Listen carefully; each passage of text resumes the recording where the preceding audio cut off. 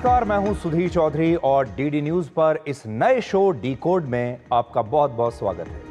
आज सबसे पहले हम उस आतंकवाद को डिकोड करेंगे जिसका एक पैर पहलगाम में है और दूसरा पैर वॉशिंगटन डीसी में है। पहलगाम में आतंकवादियों ने धर्म पूछकर हिंदुओं की हत्या की और अब वॉशिंगटन डीसी में यहूदी धर्म को मानने वाले इजराइल के 2 डिप्लोमेट्स की सड़क पर सरेआम हत्या कर दी। लेकिन फिर भी पश्चिमी देश कश्मीर में होने वाले आतंकवाद को एक अलग नजर से देखते हैं। आज हम एक बड़ा सवाल उठाएंगे कि क्या पूरी दुनिया में आतंकवाद के सबसे बड़े शिकार हिंदू और यहूदी धर्म को मानने वाले लोग हैं। इसके बाद हम आपको यह बताएंगे कि ऑपरेशन सिंदूर के दौरान सिर्फ भारत के हथियारों की लाइव टेस्टिंग नहीं हुई, बल्कि भारत में रहने वाले लोगों की देशभक्ति की भी लाइव टेस्टिंग हो गई है। इस बार आपने देखा होगा हमारे देश के कुछ यूट्यूबर्स या तो पाकिस्तान के लिए जासूसी कर रहे थे या कुछ लोग ऐसे भी हैं जो यहीं बैठे बैठे ऐसे वीडियोस बना रहे थे जिससे अपना ही देश पूरी दुनिया में कमजोर होता है। ऐसे लोगों को आज हम इजराइल के सबसे बड़े देशभक्त जासूस एली कोहेन की कहानी सुनाएंगे, जिन्हें दुनिया का सबसे बड़ा जासूस भी कहा जाता है। और आखिर में आपको 103 वर्ष के एक व्यक्ति की कहानी सुनाएंगे जिसे 43 साल जेल में रखने के बाद अदालत ने अब बाइज्जत बरी कर दिया है। आज सवाल यह उठाएंगे कि भारत में जो हमारी न्याय व्यवस्था है, जो तारीख पर तारीख वाली न्याय व्यवस्था है, जब वो इस तरह के फैसले सुनाती है तो क्या ये न्याय है या अन्याय है। लेकिन आज सबसे पहले हमारा आपसे एक सवाल है, क्या आपने कभी सोचा है कि हमारे असली हीरो कौन होते हैं? हमारा असली हीरो है कौन? वो जो आपको बड़ी स्क्रीन पर नजर आता है, या वो जो बंदूक थामे सरहद पर आपकी रक्षा के लिए खड़ा रहता है? वो जिसकी तस्वीरें पोस्टर्स पर छपती हैं, या वो जिसकी तस्वीर तिरंगे में लिपट कर आती है? कहते हैं कि कई बार एक तस्वीर ही 1000 शब्दों के बराबर होती है, और यह तस्वीर भी आज उन्हीं में से एक है। आज एक बड़ी खास तस्वीर सबसे पहले आपके लिए लेकर आया हूं, और यह तस्वीर तब की है जब शहीद दिलवर खान को मरणोपरांत कीर्ति चक्र से सम्मानित किया गया और उनकी मां अपने बेटे की शौर्य गाथा पर अपने आंसुओं को रोक नहीं पाई, और भारत की राष्ट्रपति द्रौपदी मुर्मू ने उनका ढांढस बनाने की पूरी कोशिश भी की। ये तस्वीरें पूरे देश को यह बता रही थीं कि जब तक ऐसी माएं हमारे देश में हैं, तब तक भारत माता को कोई छू भी नहीं सकता। और आज हम चाहते हैं कि आप इस वीडियो को देखें और शहीदों के परिवारों की राष्ट्रभक्ति को भी अपने दिल से महसूस करें। नायक दिलवर खान, 28वीं बटालियन दी राष्ट्रीय राइफल्स। नायक दिलवर खान 23 जुलाई 2024 को कुपवाड़ा जिले के लोलाब घाटी के घने जंगलों में घात अभियान का हिस्सा थे। देर रात उनकी टीम का 2 आतंकवादियों से सामना हुआ। त्वरित कार्रवाई करते हुए उन्होंने एवं उनकी टीम ने सटीक गोलीबारी शुरू कर दी, जिससे आतंकवादियों ने उन पर आक्रामक तरीके से हमला किया। इसी बीच अपनी व्यक्तिगत सुरक्षा की परवाह न करते हुए उन्होंने असाधारण वीरता का परिचय दिया और भारी गोलाबारी के बावजूद निकट आ रहे आतंकवादी पर सटीक हमला किया और उसे मार गिराया। किंतु इसी दौरान दूसरे आतंकवादी ने उन पर अंधाधुंध गोलीबारी कर उन्हें गंभीर रूप से घायल किया। अत्यधिक रक्तस्राव के बावजूद उन्होंने आतंकवादियों की गोलीबारी का निपुणता से जवाब दिया और अदम्य साहस का परिचय देकर आतंकवादियों से लड़ते हुए मातृभूमि पर अपना सर्वस्व समर्पण कर दिया। उनके अद्वितीय शौर्य, दृढ़ कर्तव्य निष्ठा, उत्कृष्ट बहादुरी एवं सर्वोच्च बलिदान के परिणाम स्वरूप उन्हें कीर्ति चक्र मरणोपरांत से सम्मानित किया जाता है। सम्मान ग्रहण करेंगी उनकी धर्मपत्नी श्रीमती जमीला एवं माताजी श्रीमती भोला बीबी।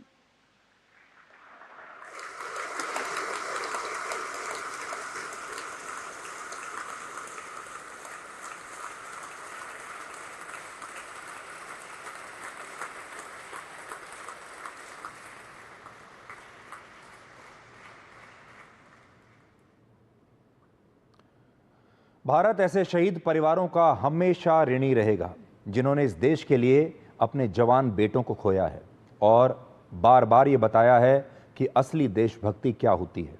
इसके अलावा आज जब आतंकवादी धर्म के नाम पर लोगों की जान लेते हैं, तब शहीद नायक दिलवर खान की ये शहादत भी पूरे देश से, पूरी दुनिया से बहुत कुछ कह रही है। उन्होंने ये शहादत ना तो किसी धर्म के लिए दी है, ना किसी खास वर्ग के लिए दी, ना ही किसी पुरस्कार के लिए दी। उन्होंने ये शहादत उस देश के लिए दी जिसकी मिट्टी में उनका जन्म हुआ। 23 जुलाई 2024 को जम्मू कश्मीर के कुपवाड़ा में हुई एक आतंकवादी मुठभेड़ में वो शहीद हुए थे और उन्होंने जख्मी होने के बाद भी एक आतंकवादी को खत्म कर दिया था और इसी बहादुरी के लिए उन्हें मरणोपरांत कीर्ति चक्र से सम्मानित किया गया है।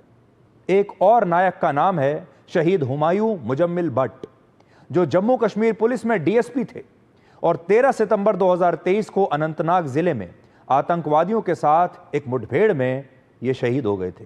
वो चाहते तो जख्मी होने के बाद अपनी जान बचाने के लिए वापस आ सकते थे, लेकिन उन्होंने ऐसा नहीं किया और गोली लगने के बाद भी आतंकवादियों से लड़ते रहे और शहीद हो गए। अब उन्हें और शहीद कर्नल मनप्रीत सिंह को भी मरणोपरांत कीर्ति चक्र से सम्मानित किया गया है। कर्नल मनप्रीत सिंह सेना मेडल 19वीं बटालियन दी राष्ट्रीय राइफल्स एवं पुलिस उपाधीक्षक हिमायूं मुजम्मिल भट्ट दी जम्मू कश्मीर पुलिस। कर्नल मनप्रीत सिंह सेना मेडल एवं पुलिस उपाधीक्षक हिमायूं मुजम्मिल भट्ट ने असाधारण वीरता, अद्वितीय कर्तव्य परायणता और अडिग साहस से लड़ते हुए देश के लिए अपना सर्वस्व न्यौछावर किया। सम्मान ग्रहण करेंगी कर्नल मनप्रीत सिंह की धर्मपत्नी श्रीमती जगमीत एवं माताजी श्रीमती मंजीत कौर। पुलिस उपाधीक्षक हिमायूं मुजम्मिल भट्ट की धर्मपत्नी श्रीमती फातिमा अली।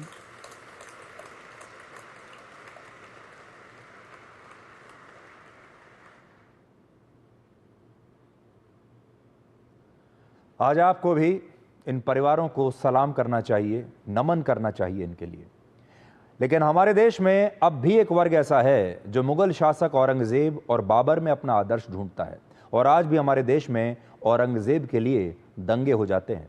लेकिन आज आप एक बात को ध्यान से सुनिए, सोचिए कि हमारे देश में औरंगजेब, बाबर और हुमायूं को देश के मुसलमानों का आदर्श होना चाहिए या फिर शहीद हुमायूं मुजम्मिल भट्ट और शहीद नायक दिलवर खान जैसे वीर सैनिकों को आज हमारा आदर्श, हमारा हीरो और हमारा नायक होना चाहिए। आप किसे चुनेंगे?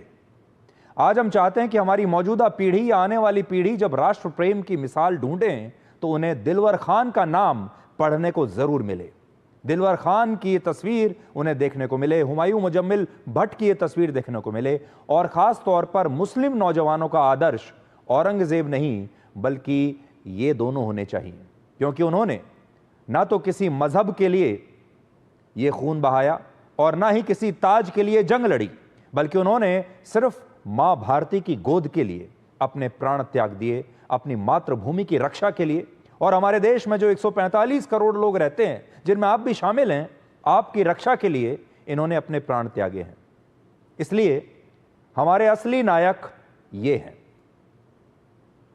अगर आज इस शो की शुरुआत हम किसी फिल्मी हीरो से करते, किसी मसालेदार खबर से करते, तो शायद टीआरपी कहीं ज्यादा होती, शायद हमें बहुत ज्यादा संख्या में लोग देखते।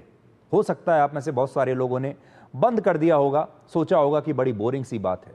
लेकिन आज अगर ये देश नहीं जागा, आज अगर आपको ये समझ में नहीं आया कि आपके असली नायक कौन है, तो फिर इस देश का भविष्य अंधकार में चला जाएगा।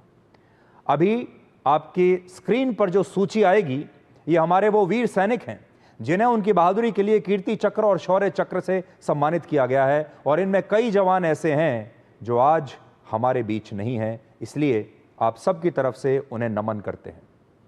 और आखिर में मैं मशहूर लेखक हितैषी की एक कविता का अंश आपके लिए पढ़ता हूं, और वो है, शहीदों की चिताओं पर लगेंगे हर बरस मेले, वतन पे मिटने वालों का यही बाकी निशान होगा।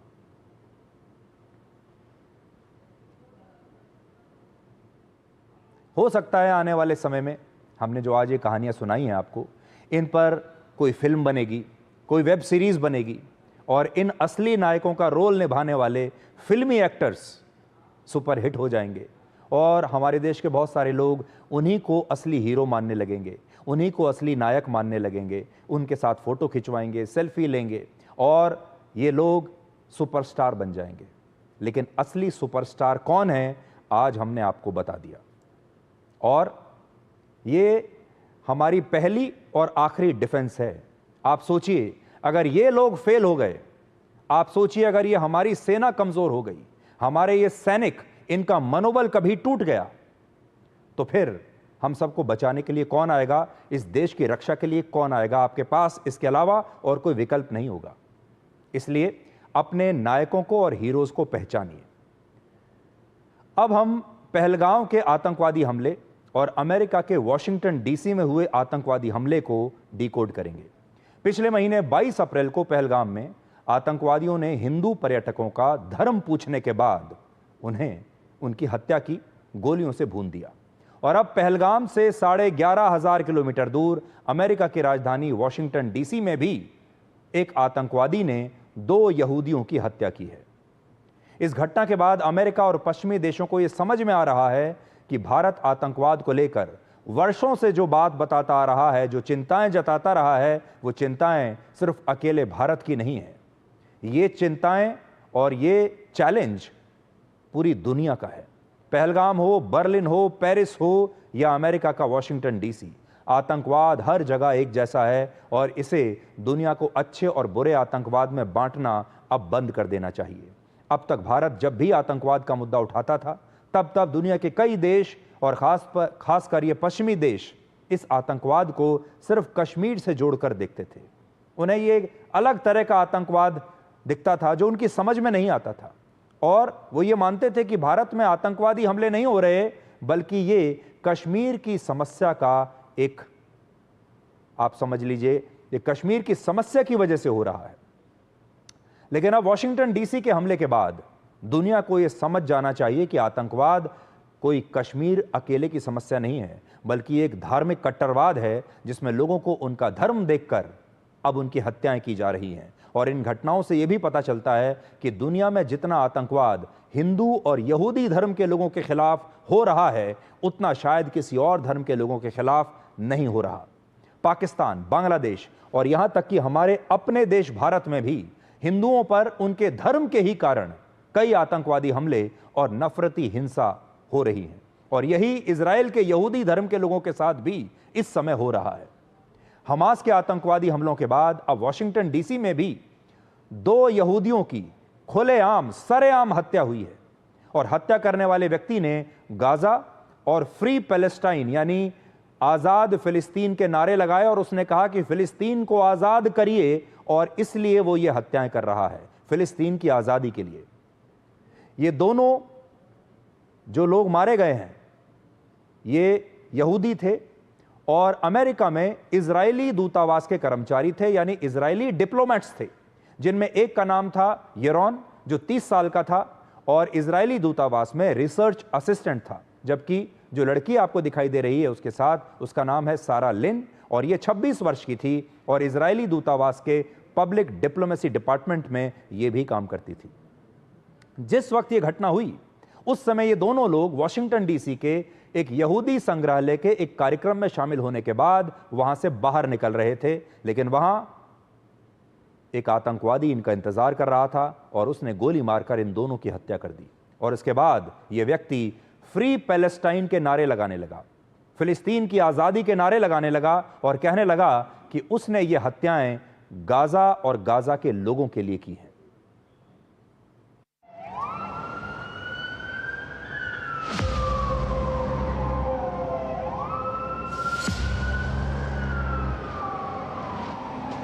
So he pulls out his keffiyeh and he says, I did it. I did it for Gaza.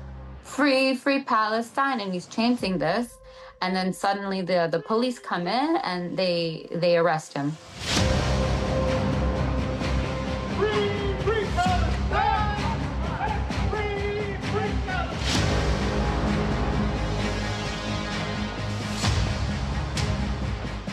We believe the shooting was committed by a single suspect. He approached a group of 4 people, produced a handgun, and opened fire, striking both of our decedents.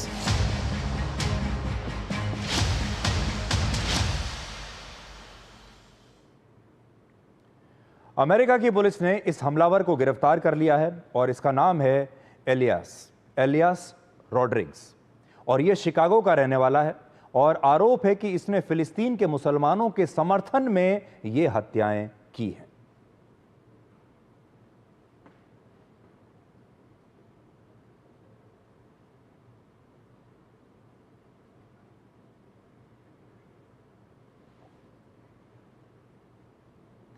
America के राष्ट्रपति Donald Trump ने भी इस घटना की निंदा की है और कहा है कि दुनिया से यहूदी विरोधी भावनाएं खत्म होनी चाहिए, जबकि इजराइल के प्रधानमंत्री बेंजामिन नेतन्याहू ने कहा है कि उनका देश इस घटना का बदला जरूर लेगा। Yaron and Sarah weren't the victims of a random crime. The terrorists who cruelly gunned them down did so for one reason and one reason alone. He wanted to kill Jews. And as he was taken away, he chanted, "Free Palestine." This is exactly the same chant we heard on October 7th. America में Israel के राजदूत ने कहा है कि उनके जिन 2 कर्मचारियों की हत्या हुई है वो बहुत जल्द शादी करने वाले थे, लेकिन उससे पहले ही इन दोनों की हत्या कर दी गई। The couple that was gunned down tonight in the name of Free Palestine. It's a young couple about to be engaged. The young man purchased a ring this week with the intention of proposing to his girlfriend next week in Jerusalem. They were a beautiful couple who came to enjoy an evening in Washington's Cultural Center. बड़ी बात देखिए, 2 यहूदी युवा जो बहुत जल्द शादी करने वाले थे, एक नई जिंदगी शुरू करने वाले थे, अमेरिका में इजराइल के दूतावास में काम करते थे और इनकी हत्या कर दी गई सिर्फ इसलिए क्योंकि वो इजराइल के हैं, सिर्फ इसलिए क्योंकि वो यहूदी हैं। और हत्या किसने की है? जो फिलिस्तीन की आज़ादी के नारे लगा रहा है और कहता है कि यह हत्या उसने गाज़ा के लिए की है, गाज़ा के लोगों के लिए की है। ये पहली बार नहीं है जब इजराइल के एम्बेसी के स्टाफ को दूसरे देशों में निशाना बनाया गया है। पिछले 35 वर्षों में ऐसी 20 से ज़्यादा घटनाएं हो चुकी हैं और अमेरिका में भी ये दूसरी बार हुआ है। आज से 52 साल पहले वर्ष 1973 में भी वाशिंगटन डीसी में इजरायली राजदूत के दूतावास के एक कर्मचारी की हत्या कर दी गई थी और उस कर्मचारी का नाम था योसेफ एलोन। इजरायली दूतावास पर अब तक का सबसे बड़ा हमला मार्च 1992 में अर्जेंटीना में हुआ था, जब एक फिदायीन आतंकवादी ने बारूद से भरे ट्रक में इजरायली दूतावास के पास विस्फोट किया और इजरायली दूतावास के 4 कर्मचारी इस हमले में मारे गए थे। भारत में भी अगर आपको याद हो तो वर्ष 2012 में दिल्ली में इजराइल के दूतावास की एक गाड़ी में बम रखा गया था और इस धमाके में इजरायली दूतावास की एक महिला बाल बाल बच गई थी। ये घटनाएं हम आपको आज इसलिए बता रहे हैं ताकि आप ये समझ सकें कि यहूदियों को उनके धर्म के कारण बार बार निशाना बनाया जाता है और अलग अलग देशों में इजराइल के राजदूतों पर हमले होते रहे हैं, जबकि ये अंतर्राष्ट्रीय संधि का सबसे बड़ा उल्लंघन है। अंतर्राष्ट्रीय संधि क्या कहती है? वर्ष 1961 के वियना कन्वेंशन में इसके बारे में जिक्र किया गया है।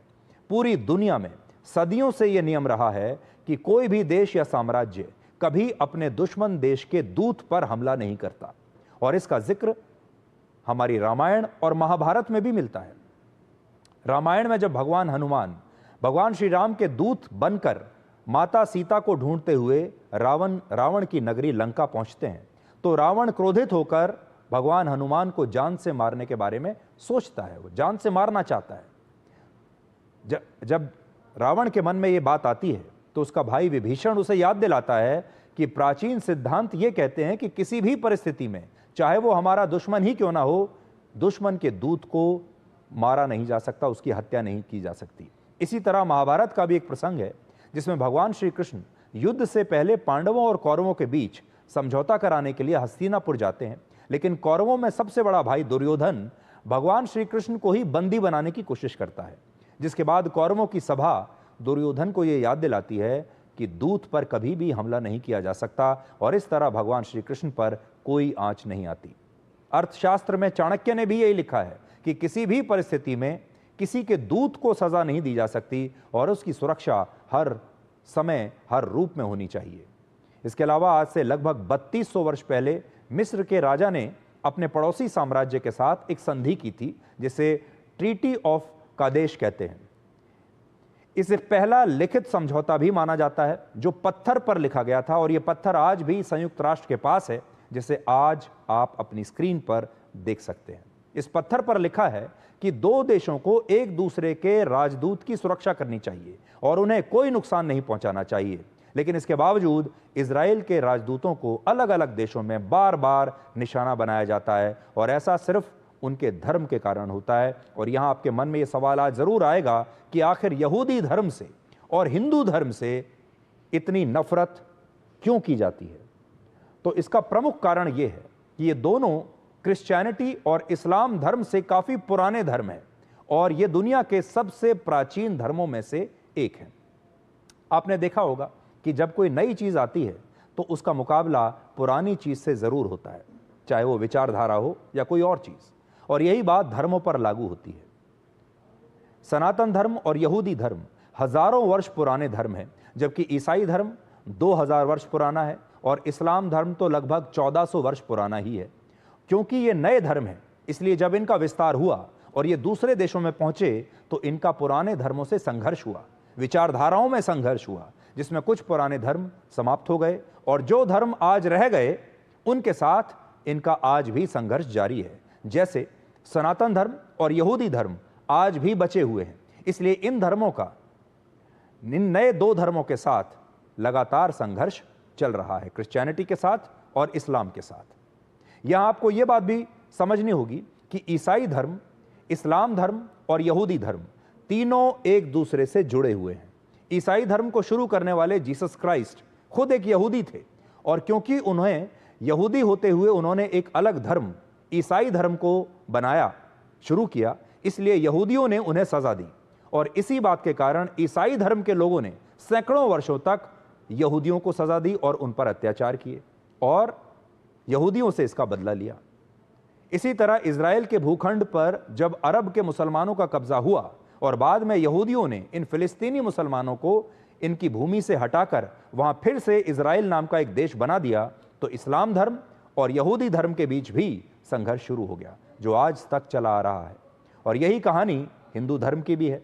एक जमाने में भारत में अधिकांश आबादी सिर्फ सनातन धर्म की थी, लेकिन बाद में जब इस्लाम धर्म की उत्पत्ति हुई और मुस्लिम आक्रमणकारी भारत आए तो इन दोनों धर्मों में भी एक टकराव शुरू हुआ और सैकड़ों वर्षों के बाद स्थिति यह हो गई कि 1947 में जब भारत आजाद हुआ तब धर्म के आधार पर भारत का पहला बंटवारा हुआ और हिंदू और मुसलमानों में भारत का बंटवारा करना पड़ा। भारत और पाकिस्तान अलग अलग हुए और अब भी पहलगाम में जो हमला हुआ उसमें आतंकवादियों ने धर्म के आधार पर अपनी नफरत दिखाई और यही नफरत अब वॉशिंगटन डीसी में यहूदियों के खिलाफ देखी गई है।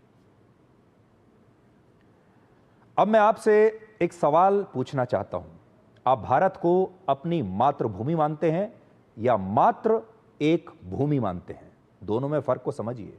आप इसे मातृभूमि मानते हैं या मात्र एक भूमि मानते हैं?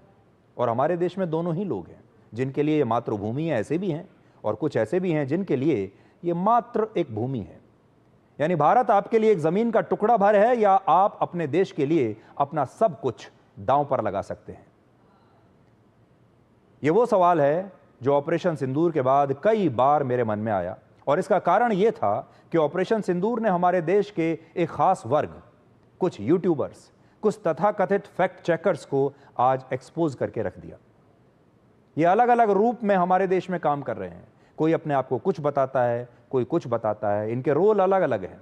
कुछ लोग राजनीति में भी हैं और इस बार हमें यह पता चला कि हमारे बीच कुछ ऐसे लोग हैं, जैसा मैंने कहा, जो अलग अलग भूमिकाओं में हैं। कुछ यूट्यूबर्स हैं, कुछ सोशल मीडिया इन्फ्लुएंसर्स हैं, कुछ नेता हैं जो भारत की खाते हैं और फिर पाकिस्तान तक इसी भारत की सूचनाएं पहुंचाते हैं, रहते यहीं पर हैं, लेकिन इनके मन में पाकिस्तान बसा हुआ है। यह भी पता चला कि हमारे बीच मुट्ठी भर लोग ऐसे भी हैं जो भारत को बदनाम करने के अवसर तलाशते हैं और अभिव्यक्ति की आज़ादी की आड़ में भारत के सम्मान का सौदा करते हैं। और इस युद्ध ने भारत के लोगों के बीच एक रेखा खींच दी, जिसमें एक तरफ वो लोग हैं जिनके दिल और दिमाग में जय हिंद की विचारधारा है, और दूसरी तरफ वो लोग हैं जिनके दिलों में भारत के प्रति नफरत और जहर कूट कूट कर भरा हुआ है, और ये जयचंद की विचारधारा को आज भी आगे बढ़ा रहे हैं। हमने पहले भी आपको कहा था कि इस युद्ध से हमने बहुत कुछ सीखा है, बहुत कुछ बदलाव हमारे देश में देखने को मिले हैं। लेकिन एक और बड़ी बात आप देखिए, इस युद्ध में भारत में बने हथियारों की तो लाइव टेस्टिंग हो गई, लेकिन साथ ही इसमें भारत के लोगों की देशभक्ति की भी लाइव टेस्टिंग हुई है। और हमें यह पता चला कि कुछ लोग यूट्यूबर्स, कुछ तथाकथित फैक्ट चेकर्स बनकर, उनके भेष में छिपकर भारत को कमजोर कर रहे हैं, और अब भारत इनकी असलियत को जान गया है। इसलिए आपसे भी हम ये कहना चाहेंगे कि आप अब तक यही सोचते होंगे कि सोशल मीडिया पर अलग अलग तरह के लोग आते हैं, वो अलग अलग विचार आपके सामने रखते हैं, ये सब कुछ अभिव्यक्ति की आज़ादी के लिए हो रहा है, ये सब कुछ अपनी अपनी बात देश तक पहुंचाने के लिए हो रहा है। लेकिन सब कुछ इतना आसान नहीं है। जिस तरह से कितने सारे यूट्यूबर्स इस बार पकड़े गए हैं जो थोड़े से पैसे के लिए पाकिस्तान के लिए काम कर रहे थे, ये तो वो हैं जो खुलेआम जासूसी कर रहे थे। लेकिन अभी ना जाने कितने और ऐसे लोग होंगे जिनके बारे में हमें पता नहीं चला। लेकिन जब आप उनके वीडियोस को देखेंगे, जब आप उनके कंटेंट को देखेंगे, तो ये वो लोग हैं जो भारत की जीत में भी मायूस होकर बैठे हैं। ये वो लोग हैं जो ये जानना चाहते हैं कि पाकिस्तान ने भारत का कितना नुकसान किया है। ये वो लोग हैं जो ये कहते हैं कि जब भारत का हवाई जहाज गिरेगा तो ये तालियां बजाएंगे, जब भारत का नुकसान होगा तब ये सवाल पूछेंगे, जब पाकिस्तान का नुकसान होगा, जब पाकिस्तान हार जाएगा तब ये सवाल नहीं पूछेंगे, तब ये मायूस होकर बैठ जाएंगे। इसलिए ऐसे लोगों से सावधान रहिए। आप किन यूट्यूबर्स के वीडियो देखते हैं, किन के फैक्ट चेकिंग पर जाते हैं, इन लोगों से सावधान रहिए। जब आप इनका पूरा ट्रैक रिकॉर्ड देखेंगे, जब आप इनका कंटेंट देखेंगे, तो आपको पता चलेगा कि इनके रिमोट कंट्रोल किसके हाथ में है, ये किसके कहने पर ये कंटेंट बनाते हैं, किसके कहने पर ये सवाल पूछे जा रहे हैं, और बार बार सिर्फ भारत से सवाल पूछे जाते हैं, भारत को प्यार करने वालों से सवाल पूछे जाते हैं। पाकिस्तान के लिए जिन यूट्यूबर्स और सोशल मीडिया इन्फ्लुएंसर्स ने बड़ी बैटिंग की है, जिन्होंने भारत की सुपारी लेकर रखी है, आज उन सारे लोगों को इजराइल से देशभक्ति की सीख लेनी चाहिए। और इजराइल के सबसे बड़े राष्ट्रभक्त जासूस एली कोहेन की कहानी को आज मैं आपके सामने सुनाना चाहता हूं। इस नाम को याद रखिएगा, एली कोहेन। और एली कोहेन को दुनिया का सबसे बड़ा जासूस माना जाता है। इस कहानी से आप ये सीख पाएंगे कि अपने देश के लिए और अपनी मातृभूमि के लिए क्या कुछ किया जा सकता है, और हमारे देश में ऐसे कितने लोग होंगे जो ये काम कर पाएंगे। एली कोहेन का जन्म वर्ष 1924 में मिस्र के यहूदी परिवार में हुआ था, जब इजराइल का निर्माण नहीं हुआ था, और उनका परिवार सीरिया से मिस्र में आकर बस गया। लेकिन वर्ष 1948 में जब इजराइल बना, तब मिस्र में यहूदियों के हालात बिगड़ने लगे, और इसके बाद एली कोहेन बाकी यहूदियों के एक आंदोलन से जुड़ गए और इजराइल की खुफिया एजेंसी मोसाद के लिए काम करने लगे। मोसाद ने वर्ष 1960 के दशक में उन्हें अपने पड़ोसी देश सीरिया में एक गुप्त मिशन पर भेजा, यानी जासूस बनाकर सीरिया में भेजा। और एली कोहेन वहां अरब के एक अमीर व्यापारी की पहचान से रहने लगे, और उन्होंने अपना नाम रखा था कामेल अमीन थावेत। सीरिया की सरकार और वहां की सेना के बड़े बड़े अधिकारियों से उन्होंने बहुत गहरी दोस्ती कर ली।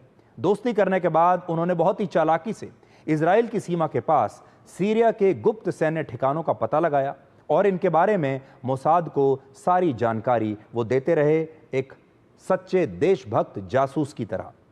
यानी वो जासूस थे, सीरिया में गए एक व्यापारी बनकर, और उन्होंने कहा मैं एक अरब व्यापारी हूं, लोगों को यकीन दिला दिया। सीरिया में बड़े बड़े लोगों के साथ उनके संबंध बन गए, और बखूबी उन्होंने अपना काम किया।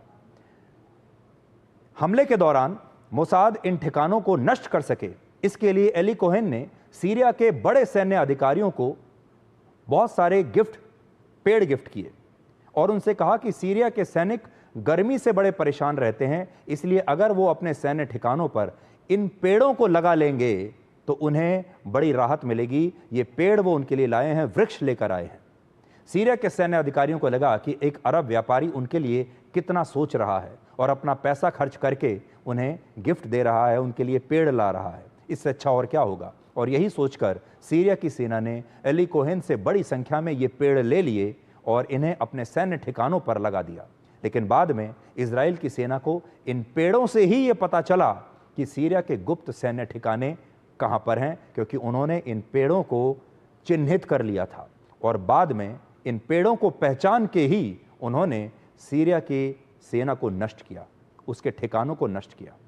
इस वक्त तक एली कोहेन इतने लोकप्रिय हो चुके थे कि उन्हें सीरिया में रक्षा मंत्री बनाने की चर्चा होने लगी। लेकिन बाद में सीरिया की खुफिया एजेंसी को उनकी जासूसी के बारे में पता चला, वो पकड़े गए और उन्हें मई 1965 में सीरिया में बीच चौराहे पर फांसी पर लटका दिया गया।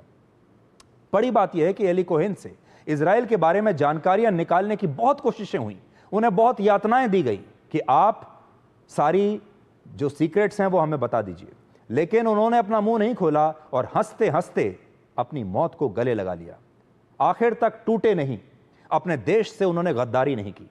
एली कोहेन की जासूसी से ही 1968-67 के युद्ध में इजराइल ने सिर्फ 6 दिन के अंदर आसपास के सभी देशों को हरा दिया और आज भी इजराइल एली कोहेन को अपना हीरो मानता है। सबसे बड़ी बात यह है कि जब उन्हें सीरिया की सरकार और सेना ने बीच चौराहे पर फांसी पर लटकाया, तब उनके शव को 6 घंटे के लिए इस चौराहे पर छोड़ दिया गया ताकि सीरिया के लोग उनके शव पर पत्थर फेंक सकें, शव का अपमान कर सकें। और सीरिया दुनिया और इजराइल को यह बताना चाहता था कि वो अपने देश में आने वाले जासूसों का क्या हाल करता है। उस समय इजराइल ने एली कोहेन का शव सौंपने के लिए इजराइल से बहुत आग्रह किए। इजराइल ने कहा कि आपने हमारे जासूस को पकड़ लिया है, कुछ भी करके उसका शव हमें दे दीजिए। लेकिन सीरिया ने इस बात को नहीं माना और एली कोहेन की पत्नी को उनकी एक भी आखिरी निशानी नहीं मिल पाई, एक आखिरी निशानी तक नहीं मिली, शव तक नहीं मिला, शव की कोई निशानी तक नहीं मिली। और अब 60 वर्ष के बाद इजराइल के इस देशभक्त की कुछ निजी चीजें और कुछ दस्तावेज इजराइल को सौंपे गए हैं और प्रधानमंत्री बेंजामिन नेतन्याहू ने खुद उनकी पत्नी नादिया कोहेन को इस महान जासूस की निशानियां सौंपी हैं। ये तस्वीरें मैं आपको दिखा रहा हूं। नादिया कोहेन जो कि उनकी पत्नी है, का पानी रोकेगा तो पाकिस्तान उसकी सांसें रोक देगा। आप इस बयान को सुनिए जो सोशल मीडिया पर आजकल काफी देखा जा रहा है, सुना जा रहा है। और यह वही बयान है जो आज से कुछ साल पहले आतंकवादी हाफिज सईद ने भी दिया था और उसने भी तब यही धमकी दी थी कि अगर भारत ने हमारा कभी पानी रोका तो पाकिस्तान उनकी सांसें रोक देगा।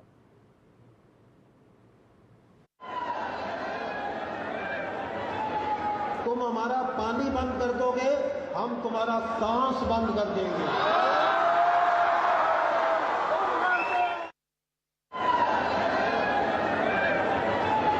तुम हमारा पानी बंद कर दोगे, हम तुम्हारा सांस बंद कर देंगे। इससे आप ये समझ सकते हैं कि पाकिस्तान की सेना और पाकिस्तान की शरण में रहने वाले आतंकवादियों के डीएनए में सिर्फ एक ही भावना है और वो है भारत की सांसों को रोकना। वो भारत की सांसों को रोकना चाहते हैं, भारत के लोगों का खून बहाना चाहते हैं और उनकी हत्या करना चाहते हैं, बस इसके अलावा उनके पास कुछ नहीं। और इस बात को आप हमारी अगली खबर से और अच्छे से समझ पाएंगे, जिसमें पाकिस्तान ने हवा में भारत के 200 से ज़्यादा यात्रियों की सांसें रोकने की कोशिश की। 21 मई को दिल्ली से श्रीनगर जा रही इंडिगो की एक फ्लाइट आंधी और तूफान में फंस गई थी। आपको याद होगा, ये वो रात थी जब पूरे देश में, खासतौर पर उत्तर भारत में ज़बरदस्त आंधी तूफान आया था। दिल्ली में ज़बरदस्त आंधी तूफान आया था, आसपास के जो इलाके हैं उत्तर भारत के, उसमें ज़बरदस्त आंधी और तूफान था। इस फ्लाइट में 227 यात्री सवार थे और पायलट ने विमान की सुरक्षा के लिए लाहौर एयर ट्रैफिक कंट्रोल से पाकिस्तानी एयर स्पेस में प्रवेश की इजाज़त मांगी। जिसे पाकिस्तान ने अपने एयर स्पेस प्रतिबंधों का हवाला देते हुए अस्वीकार कर दिया। ये एक ऐसा पल था जब भारत के 227 यात्रियों की सांसें खतरे में थीं, लेकिन इसके बाद इस फ्लाइट ने आपातकालीन स्थिति की घोषणा की। पायलट्स ने मैनुअल नियंत्रण से विमान को सुरक्षित रूप से श्रीनगर एयरपोर्ट पर उतार दिया। दुनिया को लग रहा है कि इस घटना ने भारत और पाकिस्तान के बीच जारी एयर स्पेस प्रतिबंधों और आपातकालीन स्थितियों में सहयोग की कमी को उजागर किया है, लेकिन हमें लगता है कि पाकिस्तान कुछ भी कर सकता है और उसके डीएनए में यह भावना है कि वो हमारी सांसें रोकना चाहता है। तो सोचिए, एक विमान है जिसमें लगभग 225 यात्री हैं, श्रीनगर की तरफ जा रहा है, बुरे मौसम में फंस जाता है। इस विमान की तस्वीरें आपने देखी होंगी। विमान बुरी तरह से नष्ट भी हो चुका था, विमान का जो नोज है वो टूट चुका था जब वो विमान उतरा। जो यात्री थे उस विमान में वो लगातार दुआएं कर रहे हैं, प्रार्थनाएं कर रहे हैं और उनको ऐसा लग रहा था शायद ये उनके जीवन की आखिरी फ्लाइट होगी। उस समय पायलट को ये लगा कि उस तूफान से बचने के लिए अगर उसे अपना रूट बदलना पड़ेगा और हो सकता है कि उससे बचने के लिए उसे पाकिस्तान के एयर स्पेस में थोड़ी देर के लिए एंट्री लेनी पड़े। इसके लिए पाकिस्तान से इजाज़त मांगी गई कि भाई हमारे कुछ यात्री फंसे हुए हैं, ये विमान गिर भी सकता है खराब मौसम के कारण, इसे इजाज़त दे दीजिए। सिविलियन प्लेन है जिसमें 225 यात्री हैं, महिलाएं हैं, बच्चे भी हैं। लेकिन पाकिस्तान ने इजाज़त नहीं दी। कोई और देश होता तो कहता कि दुश्मनी अपनी जगह है, युद्ध अपनी जगह है, लेकिन इंसानों की जान बचाना सबका कर्तव्य है, सबका फ़र्ज़ है। पाकिस्तान को एक मौका मिला था ये करने का कि वो हमें बताता कि वो भी सीज़ फायर करना चाहता है, दिल से करना चाहता है, लेकिन पाकिस्तान ने उस मौके को गंवा दिया और पूरी दुनिया को बता दिया कि पाकिस्तान का डीएनए है ही ऐसा, वो सांसें बचाना नहीं चाहता, सांसों को रोकना चाहता है। अब आपको वापस अपने देश में लाते हैं। हमारे अपने देश में भी बहुत सारी चुनौतियां हैं, इसलिए अब आपको 103 वर्ष के एक ऐसे व्यक्ति की कहानी सुनाएंगे जिसे 43 साल तक पहले जेल में रखा गया और 43 साल जेल में रहने के बाद अदालत ने अब उसे बाइज्जत बरी कर दिया जब उसकी उम्र 103 वर्ष हो चुकी है। और आज हम ये सवाल उठाएंगे कि ये न्याय है या अन्याय। ये तस्वीरें जो अभी आप देख रहे हैं ये लखन पुत्र मंगली की हैं, जो उत्तर प्रदेश की कौशाम्बी जेल के बाहर से आई हैं। 103 वर्ष का लखन, कौशाम्बी जेल से लखन की रिहाई हो रही है। 43 साल उसने इस जेल में बिताए और अब अदालत ने उसे बाइज्जत बरी कर दिया। लखन को हत्या के आरोप में वर्ष 1977 में गिरफ्तार करके जेल भेजा गया था। 5 साल के बाद उन्हें 1982 में निचली अदालत ने उम्र कैद की सजा सुनाई। लखन का कहना था कि वो निर्दोष है, इसलिए 1982 में ही उसने इलाहाबाद हाई कोर्ट में अपनी सजा के खिलाफ एक अपील दायर की। लेकिन इसके बाद जो हुआ उसकी विवेचना जरूर होनी चाहिए। हाई कोर्ट ने लखन की इस याचिका को स्वीकार तो कर लिया, लेकिन यह मुकदमा जानते हैं कितने साल तक चला? 43 वर्ष तक यह मुकदमा चला और इन 43 सालों में लखन जेल में ही बंद रहा। और इलाहाबाद हाई कोर्ट ने 2 मई 2025 को उन्हें बाइज्जत बरी किए जाने का आदेश दिया और लखन 20 मई को रिहा हो गए। 103 वर्ष की उम्र में ये बुजुर्ग इस उम्र में जाकर अब रिहा हुए हैं।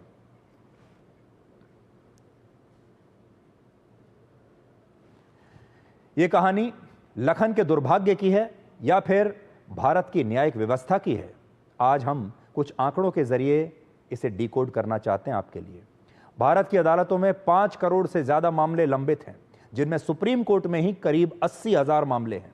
अलग अलग राज्यों की हाई कोर्ट्स में लगभग 61,70,000 मामले पेंडिंग हैं और जिला अदालतों में 4 करोड़ 40 लाख से ज्यादा मुकदमे लंबित हैं। और ये आंकड़े कानून मंत्रालय ने लोकसभा में दिए थे दिसंबर 2023 में। देश की जिला अदालतों में ऐसे लंबित मामलों की संख्या 37,19,000 है, जो 10 साल से लंबित हैं, जबकि संपत्ति और तलाक से जुड़े 8,28,000 मामले भी जिला की अदालतों में पिछले 10 वर्षों से इंसाफ का इंतजार कर रहे हैं। ये सारे आंकड़े हमने नेशनल जुडिशियल डेटा ग्रिड से लिए हैं, जो 100% विश्वसनीय है। एक केस का फैसला होने में औसतन कितना समय लगता है हमारे देश में, इसका कोई आधिकारिक आंकड़ा मौजूद नहीं है, लेकिन एक अनुमान के मुताबिक अलग अलग तरह के सिविल मामलों में 6 महीने से लेकर 20 साल तक का समय लग सकता है और क्रिमिनल केसेस में और चोरी जैसे छोटे अपराध के मामलों पर फैसला लेने में भी 6 महीने से 2 साल तक का समय लगता है और भ्रष्टाचार, रेप और हत्या जैसे गंभीर आरोपों के मुकदमों में 5 से 20 वर्ष तक का समय हमारे देश में लग सकता है। आपने अक्सर ये कहावत सुनी होगी कि कानून अंधा होता है, लेकिन लखन के मामले में ये कहावत बिल्कुल सच साबित होती है। वो बेगुनाह थे, लेकिन फिर भी उन्हें 43 साल तक जेल में रहना पड़ा और लखन कसूरवार नहीं है, कानून को ये समझने में 43 साल लग गए। आप अंदाज़ा लगाइए कि इन 43 सालों में उन्होंने ज़िंदगी में कितना कुछ खो दिया होगा, उनके परिवार ने कितना कुछ खो दिया होगा, और आज जो उन्हें ये इंसाफ मिला है, ये इंसाफ कहा जाएगा या इसे नाइंसाफ़ी कहा जाएगा। कभी ना कभी ये तस्वीर भी आपकी नज़रों से होकर गुजरी होगी। अब जो तस्वीर आपको दिखाएंगे, आपको याद कीजिए ये तस्वीर, ये कानून की देवी की मूर्ति है, जिनकी आंखों पर एक ज़माने में काली पट्टी बंधी होती थी, एक हाथ में तराजू और दूसरे हाथ में तलवार, और कहा जाता था कि कानून तो अंधा होता है। और इस कथन के पीछे छिपते छिपते हमारे देश की न्यायिक व्यवस्था ने लोगों को इंसाफ देने में दशकों लगा दिए, सिर्फ ये कहकर कि कानून तो अंधा है, क्या करें। 16 अप्रैल 2024 को सुप्रीम कोर्ट के तत्कालीन मुख्य न्यायाधीश DY चंद्रचूड़ ने एक महत्वपूर्ण कदम उठाते हुए कानून की देवी की मूर्ति की आंखों पर बंधी ये काली पट्टी हटाने का निर्देश दिया। हाथों में तलवार की जगह संविधान की पुस्तक थमाई गई और उनका उद्देश्य ये संदेश देना था कि न्याय सभी के लिए है, न्याय के तराजू में सब बराबर हैं और कानून अंधा नहीं है। इसके अलावा एक और बड़ा बदलाव किया गया। दिल्ली में सुप्रीम कोर्ट के सामने तिलक मार्ग पर एक बड़ी वीडियो वॉल लगाई गई, जिसमें हर समय सुप्रीम कोर्ट की एक जस्टिस क्लॉक चलती रहती है, जिससे सुप्रीम कोर्ट में मुकदमों की रियल टाइम जानकारी कोई भी प्राप्त कर सकता है। इसके अलावा 25 हाई कोर्ट्स में कुल 39 जस्टिस क्लॉक्स अब काम कर रही हैं। एक जस्टिस क्लॉक की लागत 13 लाख रुपए है और डिपार्टमेंट ऑफ जस्टिस की ई कमेटी ने अब तक हाई कोर्ट्स और सबऑर्डिनेट कोर्ट्स को 39 जस्टिस क्लॉक्स के लिए 4 करोड़ 94 लाख रुपए जारी किए हैं। अब ये सुधार कितने प्रभावी हैं, लखन की कहानी उसके बारे में सब कुछ आज बयां कर रही है। लेकिन बड़ी बात यह है, आज हमारे देश के लोग इस बात को अच्छी तरह से जानते हैं, अगर किसी दिन आपकी किस्मत खराब हो और आप किसी मुकदमेबाजी में पड़ जाएं, हमारे देश में वो परिवार जो किसी न किसी अदालत में कोई ना कोई मुकदमा लड़ रहे हैं, वो इस बात को जानते हैं कि हमारे देश में मुकदमा लड़ना पहली बात कितना महंगा है, इसके लिए आपके पास कितना पैसा होना चाहिए, और दूसरा आपके पास इंतज़ार करने का पेशेंस होना चाहिए। आपकी आधी ज़िंदगी क्या पूरी ज़िंदगी भी एक मुकदमे में लग सकती है। कितने लोग ऐसे हैं जिन्होंने लोन लिया है, उधार लिया है, अपनी ज़मीनों को बेच दिया है, अपने मकानों को बेच दिया है, सिर्फ इसलिए ताकि वो अदालत से न्याय ले सके। और फिर भी हमारे देश की जो आखिरी उम्मीद होती है लोगों की, वो अदालत ही होती है। जब सब जगह से निराशा हाथ लगती है, जब कहीं से इंसाफ नहीं मिलता, तब आखिर में हर व्यक्ति आज भी यही कहता है कि मैं तुम्हारे ऊपर मुकदमा करूंगा, मैं तुम्हारे ऊपर केस करूंगा, मैं अदालत जाऊंगा और अदालत में अब तुम्हारे साथ में लड़ूंगा। हर व्यक्ति आज भी ये बात कहता है। सोचिए कितनी उम्मीद से हमारे देश के लोग ये बात कहते हैं। सुप्रीम कोर्ट जब हम जाते हैं तो सुप्रीम कोर्ट में एक गरीब आदमी लखन जैसा, क्या वो कभी एक वकील भी अफोर्ड कर पाएगा? क्या वो हाई कोर्ट और सुप्रीम कोर्ट में जो पैसा लगता है महंगे वकीलों को हायर करने का, मुकदमा लड़ने का, क्या ये हमारे देश के गरीब लोगों के पास है? इसलिए आज हमारे देश में जो लोग न्याय व्यवस्था को चला रहे हैं, उन्हें ये भी सोचना होगा कि हमारे देश में इंसाफ कितना महंगा हो चुका है और ये इंसाफ पाने के लिए पैसा चाहिए, और हमारे देश की गरीब जनता इसीलिए बिना इंसाफ के कई बार ऐसे ही इंतज़ार करती रहती है जैसे लखन ने किया। अब एक छोटा सा ब्रेक ले रहे हैं और ब्रेक के बाद आपको ये बताएंगे कि भविष्य का स्मार्टफोन कैसा होगा। आजकल के स्मार्टफोन तो आपने देख लिए, लेकिन अब एक ऐसा स्मार्टफोन शायद आएगा जो आपको हैरान कर सकता है।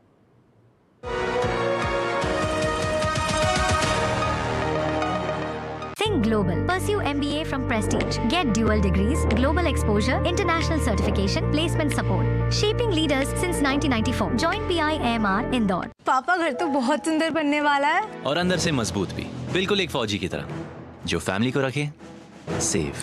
पर भैया घर पे आर्मी थोड़ी लगेगी। आर्मी नहीं, टफकॉन TMT। देश के लिए आर्मी, घर के लिए टफकॉन TMT। एक ही बात है, टफकॉन TMT अब इंडिया बनेगा extra tough.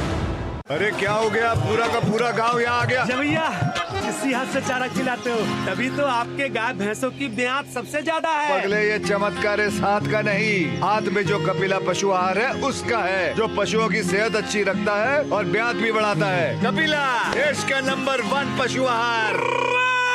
Start successful legal career with Prestige, offering LLB and LLM with expert faculty and practical exposure, shaping leaders since 1994. Join PIMR Indore.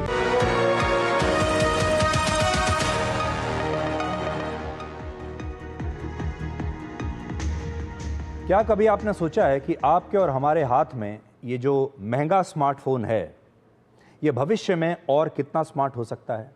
क्या आपको ऐसा लगता है कि ये स्मार्टफोन भी अब आउटडेटेड हो रहा है, पुराना हो चुका है? जब पहली बार मोबाइल फ़ोन हमारे हाथ में आया तो हमने इसे सबसे बड़ा जादू माना था कि ऐसा कैसे हो सकता है कि आप कहीं भी घर से बाहर गाड़ी में जाते हुए, पैदल चलते हुए किसी भी जगह फ़ोन पर बात कर सकते हैं। सबसे पहले जब फ़ोन आया तो ये कॉल करने के लिए था, फ़ोन था।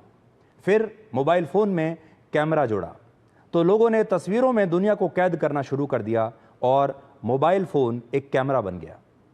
फिर उसके बाद इसमें इंटरनेट आया जिससे दुनिया की सारी दूरियां मिट गईं। सोशल मीडिया ने पूरी दुनिया को बस एक क्लिक की दूरी पर ला दिया। आज इसमें सब कुछ है।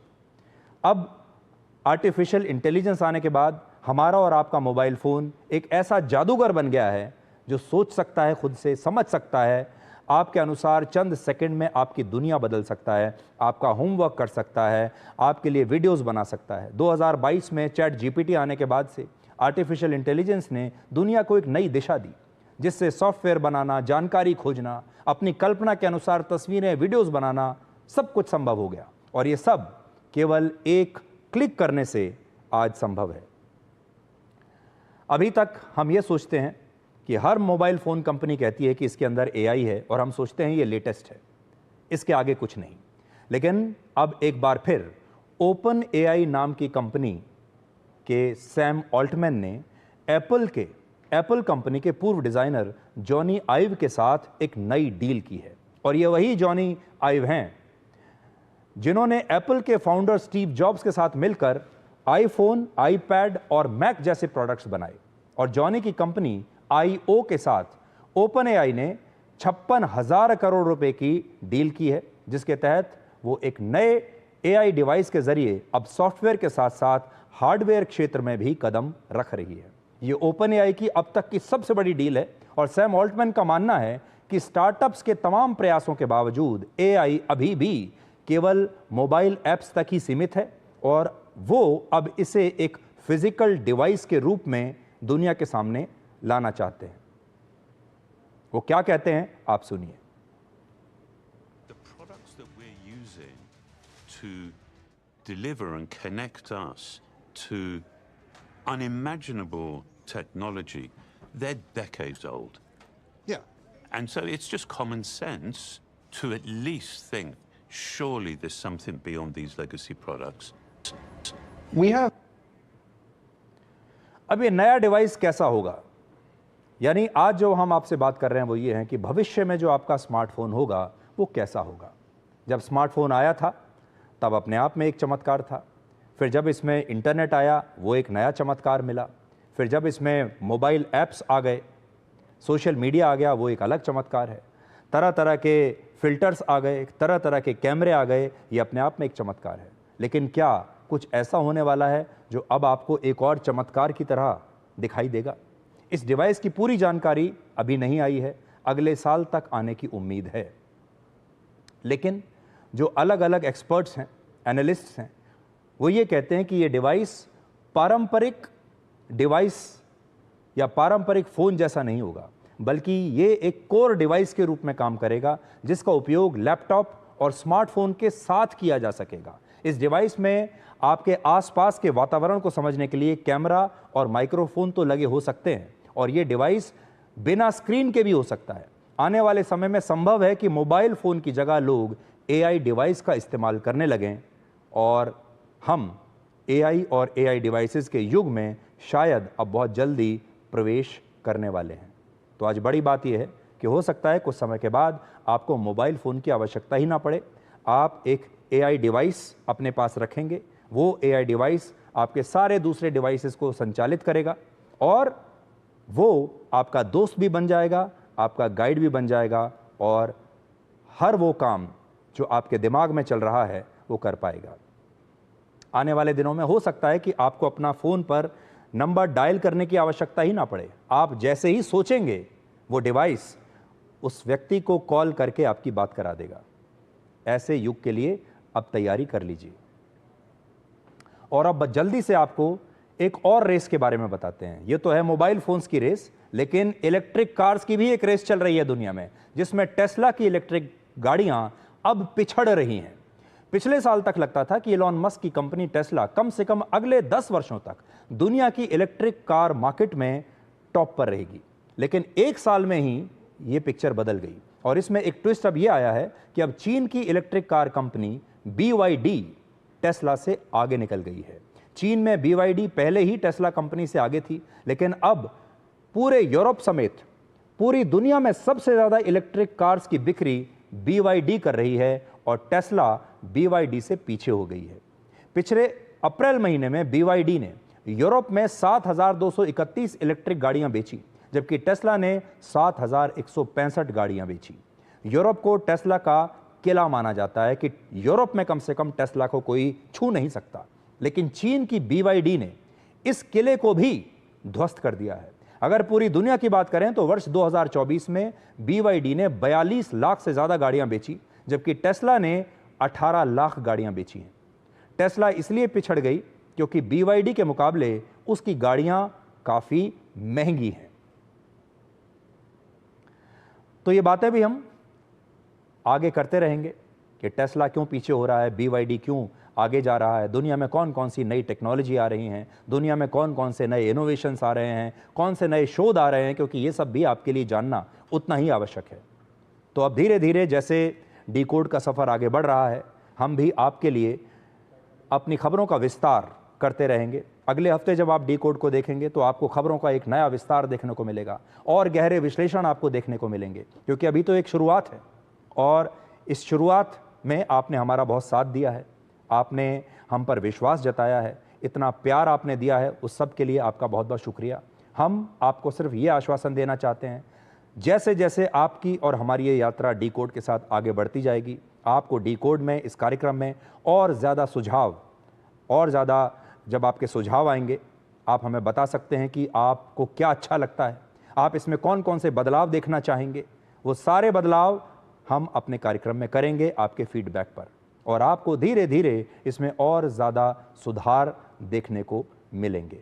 ये आप और हमारा एक परिवार है और इस परिवार में आप किसी भी सदस्य की तरह हमारे साथ रहिए इस यात्रा के दौरान, एक स्टेक होल्डर की तरह, और हमें बताते रहिए कि आगे का रास्ता कैसे तय करना है और फिर हम और आप मिलकर आगे के इस रास्ते को तय करेंगे। तो आज के लिए डिकोड में इतना ही। अब आपसे हमारी अगली मुलाकात होगी सोमवार रात 9 बजे। एक वीकेंड का ब्रेक हम ले रहे हैं। तब तक आप खुश रहिए, सुरक्षित रहिए, स्वस्थ रहिए। और मतलबी लोग और धूल दोनों एक जैसे होते हैं, ये उसी तरफ चल पड़ते हैं जिस तरफ हवा चलती है। नमस्कार।